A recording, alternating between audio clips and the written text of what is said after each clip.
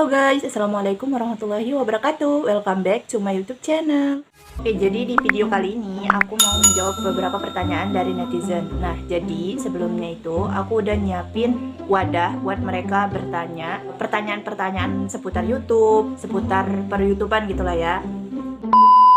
Jadi aku udah catat di buku aku ini pertanyaan-pertanyaan dari siapa aja dan pertanyaannya apa aja gitu ya. Oke, pertanyaan pertama dari Azila Naura. Awal mula terinspirasi dari siapa sih? Oke, kalau masalah terinspirasi dari siapa, kalau YouTube aku itu awalnya sih nggak sengaja gitu ya, nggak sengaja mau bikin YouTube. Pertama itu kan YouTube aku itu isinya tentang musikalisasi puisi yang aku buat sendiri gitu. Nah kemudian pada saat itu musikalisasi aku itu kena copyright gitu, karena aku belum ngerti kan gimana caranya YouTube yang baik supaya nggak kena copyright dan lain-lain, belum ngerti gitu kan. Tapi pada saat itu aku masih berlanjut tuh bikin musikalisasi puisi, terus aku share gitu ya ke grup-grup WA gitu.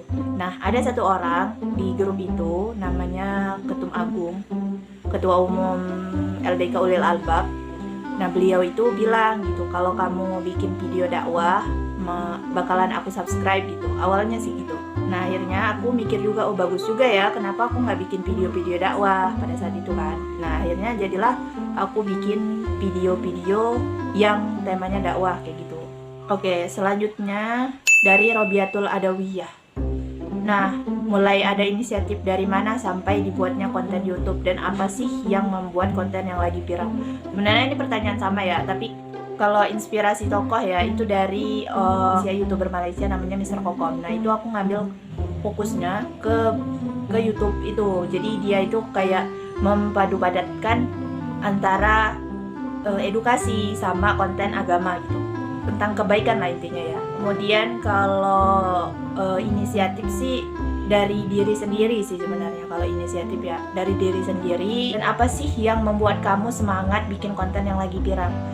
Ya sebenarnya sih kalau semangat itu ya naik turun ya, sama aja kayak iman, naik turun gitu kan. Tapi kalau semangat itu biasanya dari faktor jumlah yang nonton, atau enggak dari efek positif dari konten YouTube itu. Misalnya nih, aku bikin konten YouTube ya sama orang, atau aku jadiin dia bintang tamu gitu, jadi nambah pertemanan, jadi nambah keakraban seperti itu. Oke, yang selanjutnya itu dari Anissa Kamelia atau Kamel. Nah, jadi apa aja sih yang lu lakuin pas bikin konten katanya? Jadi yang gue lakuin itu sebenarnya persiapan fisik dan non fisik ya gitu ya. Kayak misalkan dari non fisik itu pertama mempersiapkan bahan-bahan gitu, bahan-bahan konten. Karena gue mau membahas tentang kebudayaan Mesuji. Nah jadi kalau kebudayaan Mesuji itu kan harus ada bahan-bahan tertulis gitu kan, kayak misalkan materi-materi. Nah itu gue tulis di laptop. Biasanya gue taruh laptop itu di samping kamera gitu, pokoknya gitulah ya. Nah ada lagi nih persiapan non fisik, misalnya kayak menganalisis situasi gitu, menganalisis situasi.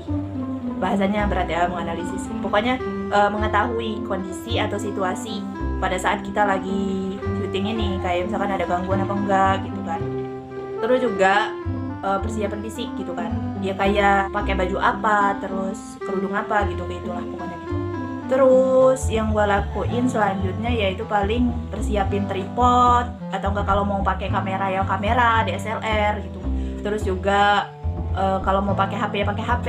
Terus juga tempat duduknya di mana, tempat syutingnya di mana, desainnya di mana gitu-gitu. Itu aja sih paling. Nah selanjutnya dari Zahrodita nih, panjang banget pertanyaannya. Motivasi terbesar konten YouTube itu apa? Terus yang ngedit video siapa? Terus apakah Repi itu punya tim khusus kayak kameramen, editor, terus yang ngasih ide, atau pure itu semua dari Repi sendiri? Dari mulai ide, kamera juga handle sendiri katanya gitu kan. Nah pertanyaannya emang banyak banget emang. Nah aku jawab satu-satu ya. Jadi motivasi terbesar konten YouTube itu apa? Kalau motivasi terbesar sih awalnya niatnya itu pengen dakwah gitu kan. Karena pada saat awal-awal kan video aku tentang dakwah semua kan. Motivasi terbesar sih bikin karya aja sih sebenarnya, bikin karya, orang tua bangga karena karya-karya dikenal orang gitu kan. Terus juga motivasi terbesarnya karena video YouTube ini nyari duit jangka panjang gitu kan. Jadi ada motivasi terselubung gitu, kayak bikin video ini nyari duit jangka panjang. Terus yang ngedit video siapa? Oke, ini nyambung sama pertanyaan selanjutnya. Apakah Repi punya tim khusus kayak kameramen, editor, terus yang ngasih ide itu? Semuanya pure Repi sendiri sebenarnya, karena belum punya uang juga buat nyewa editor, nyewa kameramen. Tapi dalam satu kesempatan kayak misalkan di syuting di luar desa, aku sama teman biasanya minta tolong teman gitu, jadi kameramen dan lain-lain. Kalau masalah ide sih kadang idenya itu dari ini juga sih, dari netizen juga. Jadi netizen itu ada yang beberapa ada yang nyaranin gitu. Oke, ini pertanyaan dari Nabila. Apa aja sih yang dibahas katanya?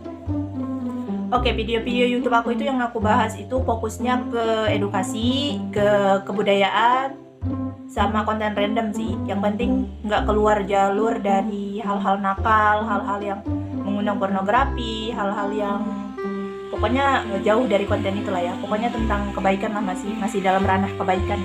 Oke, selanjutnya dari Fidela Dinka Puspita. Kalau susah senangnya bikin konten itu gimana sih? Terus awal mulanya step by step dia mau bikin konten video itu apa katanya, gimana gitu. Oke, dari kalau susah senangnya sih emang YouTube itu banyak senangnya, makanya aku bertahan sampai sekarang walaupun AdSense belum dapat gitu kan. Senangnya itu banyak teman gitu kan, terus karya kita dikenal sama orang, kitanya juga bisa nonton sendiri karya kita gimana kayak gitu, terus juga masyarakat kan senang sama karya kita gitu, terus menambah relasi pertemanan dan lain-lain. Nah kalau dukanya gitu kadang netizen ini ada yang nulis hate comment gitu, terus juga kadang kalau dalam situasi kondisinya yang nggak bagus biasanya banyak gangguan sih pada saat bikin video YouTube. Paling itu aja sih gitu.